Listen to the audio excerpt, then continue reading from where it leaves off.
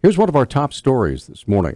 A Montana climate study found the state's average temperature continues to rise. Winter snowpack is decreasing, and the fire and growing seasons are lasting longer, while drought conditions are expected to increase in frequency and duration.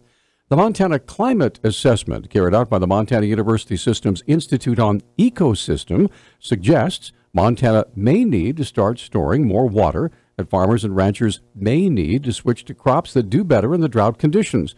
The two-year study looked at past climate data and the impact on the state's water, forests, and agriculture.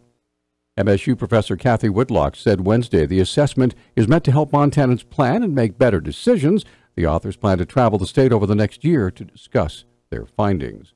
As the Rice Ridge Fire raged this summer, the residents in and around Seeley Lake suffered through historically hazardous smoke day in and day out. And now, scientists are studying its effects. Air quality specialist Sarah Cofield with the City County Health Department said her department reached out to the University of Montana for help in studying the people who suffered so long in smoky conditions. In my heart of hearts, I want everyone to be okay. I want to find out that they're fine. But I'm really concerned that they aren't. We're going to hopefully be able to find some funding to go back up and follow some folks over time and see how they're doing. Cofield has examples of Seeley Lake residents who needed medical treatment from the smoke and was asked if anyone had been hospitalized. A woman who was hospitalized for pneumonia after being in the smoke. I spoke to a gentleman yesterday who coughed and his lung deflated, and he told me there was another girl, a teenager up there, who also had to be taken to a hospital because she coughed and it affected one of her lungs. From what I've heard and from what I have seen, I'd say the answer is yes. Cofield and said the UM scientists and health workers will take the data they've gathered and run more studies to determine exactly what happened and what might be able to be done in the future. State and local officials have begun preparations to take over management of the cleanup of a northwestern Montana community, namely Libby, where health officials say hundreds of people have been killed by asbestos exposure. The Libby Asbestos Superfund Advisory Team met for the first time yesterday after being established by the Montana legislature earlier this year. The 5-member group will work with state and federal environmental agencies to come up with ways to prevent further exposures to asbestos that remains beneath the soil and in the walls of many homes in the towns of Libby and also in Troy. A cleanup by the U.S. Environmental Protection Agency has removed more than 1 million cubic yards of dirt and building materials from properties in the area. That work is expected to finish in the coming months. On Wednesday, Missoula police were called out to a probation checkup at a residence in the 600 block of East Broadway. Police spokesman Travis Welsh explains. Misdemeanor probation officers had conducted a search on a client of theirs who was on probation and, in fact, had located illegal drugs in the residence. When the officer arrived, the evidence was turned over by the probation officers, and the client, identified as 29-year-old Jonathan Kimmel, was taken into custody. Welsh says officers found marijuana in Kimmel's possession, but that wasn't the only drug they found. The probation officers also found prescription narcotics that were not prescribed to Mr. Kimmel.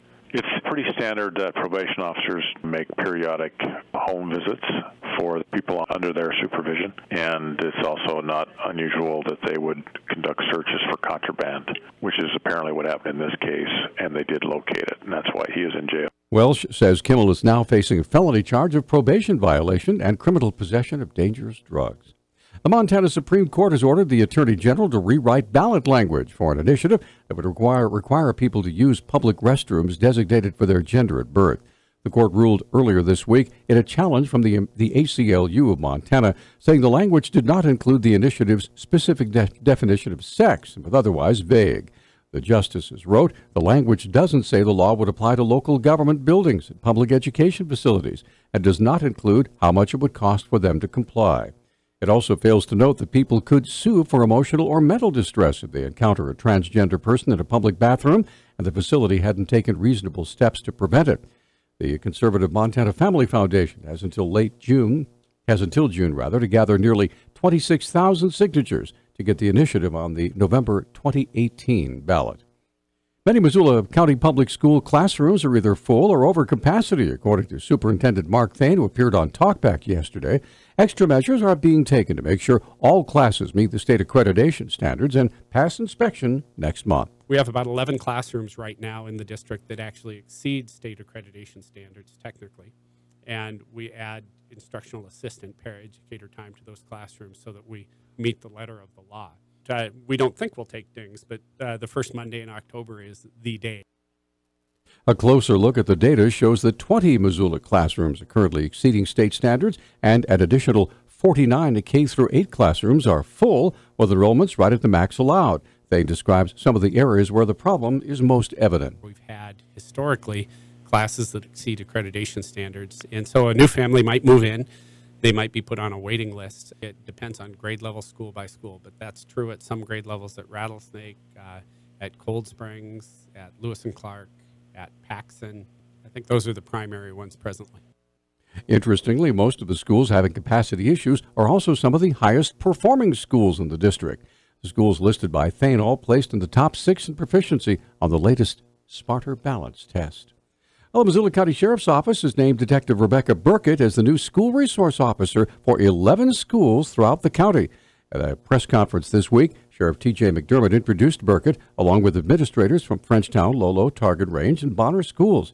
Burkett said she'll be mixing in with students of all ages. That's just part of me being able to communicate with them. I have to wear a lot of different hats in this role, and I have to know what my target audience is. So I'm a lot more animated when I'm talking to the littles, when I can be a little more, casual and relaxed with the bigger kids, and I know that, hey, you're pretty much adults. We can talk on that level. Burkett said that being a mother of school-age children gives her a special perspective on the kids she'll be working with. I know how to be a mom. I know how to be a cop. And now it's just finding that good middle ground of, a lot of the kids don't necessarily come from good home lives, and they don't have that positive adult role model in their lives. So a lot of the talks that I've had with these kids are more focused on, hey, what'd you do this weekend? How'd your soccer game go? Burkett received praise from the sheriff's office for her role in negotiations with 2 carjacking suspects back in May of 2016 that resulted in a Washington State family being released safely.